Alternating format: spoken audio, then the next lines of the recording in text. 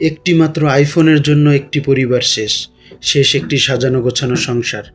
ভারতে ঘটে গিয়েছে এমন একটি মর্মান্তিক ঘটনা। একটি যুবক ছেলে তার মা বাবার কাছে আইফোন দাবি করেছিল। হয়তো মধ্যবিত্ত বা গরিব বাবা মা আইফোন দিতে পারেনি। কথা কাটাকাটির এক পর্যায়ে মনক্ষুণ্ণ হয়ে ছেলেটি পাহাড়ের কিনারায় চলে যায় নিচে ঝাঁপ দিয়ে আত্মহত্যা করার জন্য। তখন সেই বাবা মায়ের কী অবস্থা চিন্তা করতে পারেন। বাবা মা অনেক কৌশলে তাকে আত্মহত্যার পথ থেকে ফেরানোর চেষ্টা করেন। আশেপাশের লোকজন জড়ো হয়ে যায়, তারাও নানাভাবে কৌশলে চেষ্টা করে ছেলেটাকে কিভাবে আত্মহত্যার পথ থেকে ফেরানো যায়। কোনোভাবেই তাকে ফেরাতে না পেরে বাধ্য হয়ে এক পর্যায়ে ছেলেটির বাবা ছেলেটির কাছে জীবনের ঝুঁকি নিয়ে চলে যায় তাকে বাঁচানোর জন্য, কিন্তু বাবাও ব্যর্থ হয়। সেই বাবাকে নিয়েই ছেলেটি ঝাঁপ দেয় পাহাড় থেকে পড়ে গিয়ে বাবা এবং ছেলের মর্মান্তিক মৃত্যু হয়। এমন করুণ দৃশ্য দেখে মা সহ্য করতে না পেরে মাও সেই পাহাড় থেকে ঝাঁপ দেয়। ঝরে যায় তিনটি জীবন, বাবা মা ও ছেলে। তিনটি মানুষের রক্তে রঞ্জিত হয়ে যায় সেই পাহাড়ের ঢালু।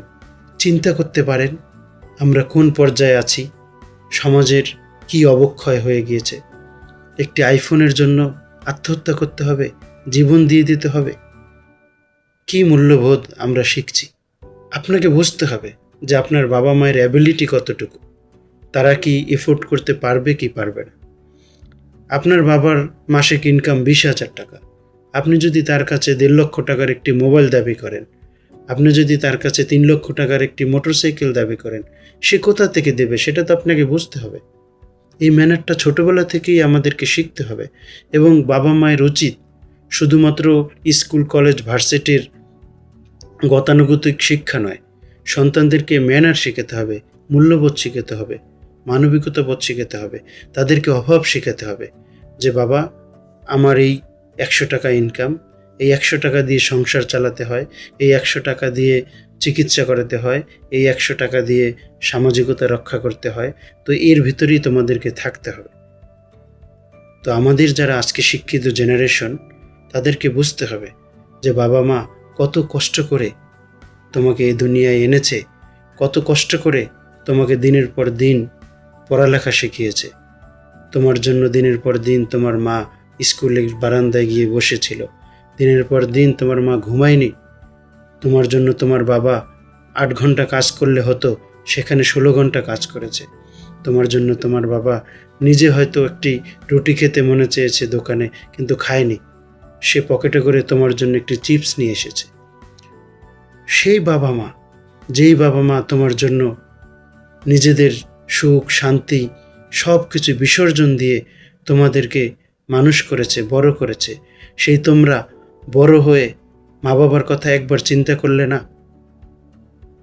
তোমরা সামান্য একটি মোবাইল, সামান্য একটি মোটরসাইকেলের জন্য নিজের জীবন দিয়ে দিতেও তোমাদের কোনো বাধে না। কেমন মানুষ তোমরা? কি শিখছো তোমরা? বইয়ের পাতায় সব কিছু শেখা যায় না, বইয়ের বাহিরেও এই দুনিয়ায় অনেক কিছু শেখার আছে। বাবা মা যতদিন জীবিত আছে, বাবা মায়ের যতটুকু সামর্থ্য আছে, তার ভিতরেই নিজেকে মানিয়ে নিতে নেওয়ার চেষ্টা করতে হবে। তবেই আমরা মানুষ হব, শিক্ষিত হব।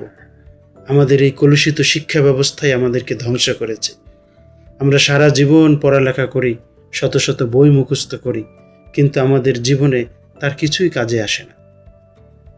কারণ আমরা শুধু বই মুখস্থ করি, সমাজবিজ্ঞান, রাষ্ট্রবিজ্ঞান, বীজগণিত, পাটিগণিত, ইংলিশ, গ্রামার, কিন্তু আমরা ম্যানার শিখি না, সামাজিক মূল্যবোধ শিখি না।